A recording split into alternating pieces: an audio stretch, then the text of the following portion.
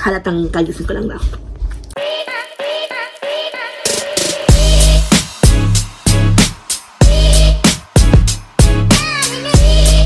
Morning guys! So for today, may buta pa ako. Teka lang, maghilamos lang ako. Halatang kagising ko lang daw. Anyway, so I decided to cook again. May nakita na naman ako sa YouTube, kaya gagayahin natin siya kung kaya kong lutuin. And then yeah, let's start! So prepare natin ang mga ingredient. I actually have everything prepared na. So, we'll be using a premium pork steak. I know. Why is that? And then some tofu. Wait. And lots of sitaw.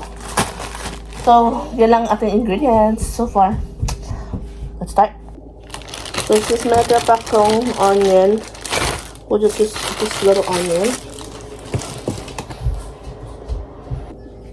Since meron naman tayong garlic, dapat tayo ng garlic. Garlic?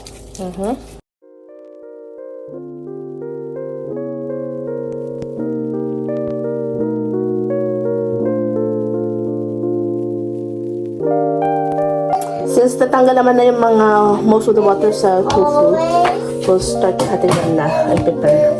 Wow.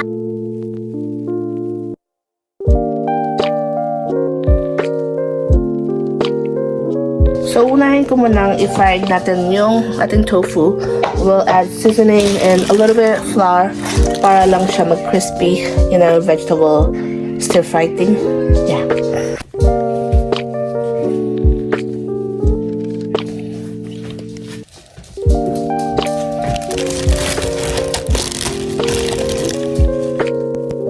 So that's pretty much done. Let's start frying them. So I'm just heating up the pan and then we'll put oil. Hindi na siya makalang dagdagan ng seasoning because we'll be adding it back on the stir fry anyway.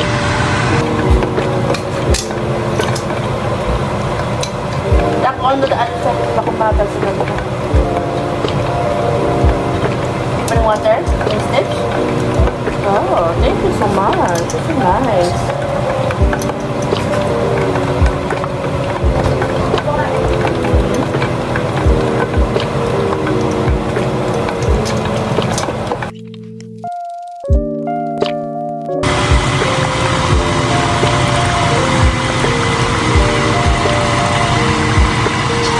Since we are just waiting for the tofu to be done, I'm gonna prepare the gulay and the ligna.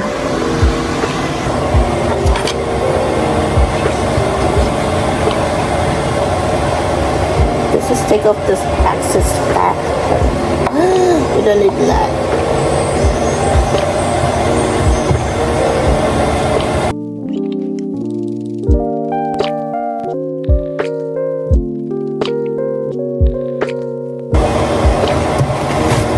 Let's watch our vegetables now.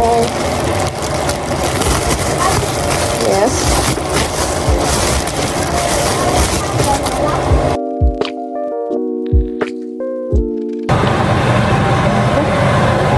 Let's start with the onion and garlic.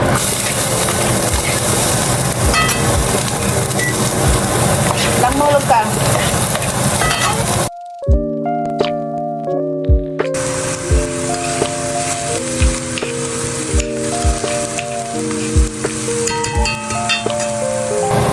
Now, isama na natin ang meat. Para mag-ano siya.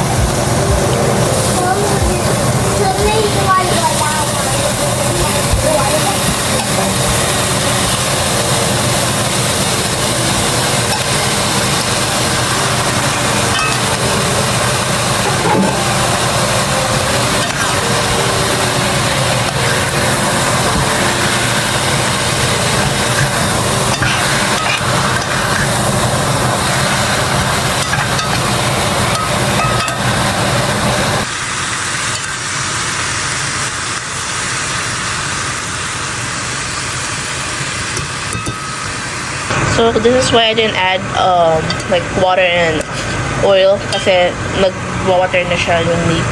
So what I usually do, like just take off the excess and then ayusin lang. Parang hindi siya masyadong tubigin. You know what I mean? Palambutin ko lang siya for a little bit more minutes and then we'll add all the vegetable. And yeah, and it's pretty much done. And then just add all the seasoning and then yeah. Let's go ahead and order gulais because gulai is life. Gulai is life.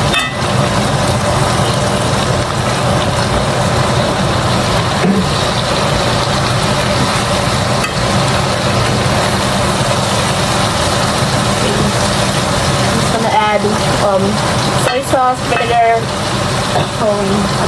water, and oyster sauce.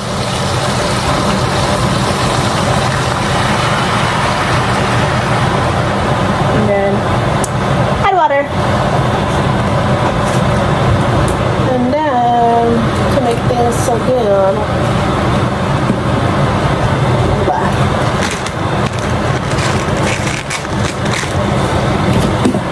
we're going to add magic syrup.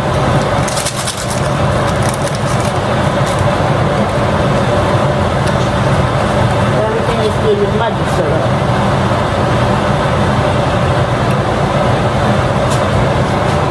Last, we'll just add the tofu and we're pretty much done. And then just do a last minute seasoning kung kulang pa. And yeah, kain!